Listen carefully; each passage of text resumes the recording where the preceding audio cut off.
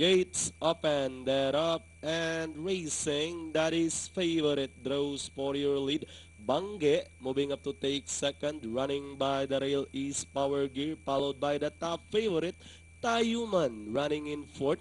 Then racing in fifth is Amanda Yahoo running alongside, followed by Dugos Charm. China's Gold is by the rail. Then comes Typhoon Doding running alongside is entry number 7 Ang Sabico, and trailing the group is 2A Solar Power. Heading towards the last 600, Bangge just in front. Tayuman now moves up to grab the lead. We have the top favorite. Tayuman takes the lead over Bangge in second. Running in third is that is favorite. Down in fourth, Power Gear, followed now by Yahoo! Amanda is fading out as they turn for home. Tayuman still in command by about 2 lengths.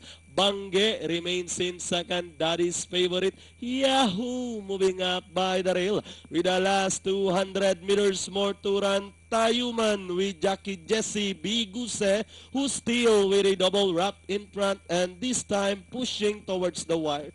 And finally, the icebreaker, Tayuman of Mr. Hermes Guerra. Second, Bangge. That is favorite took third. Then comes Power Gear 2A. Solar Power Yahoo! China's Gold. Then comes Amanda. Dugos Charm.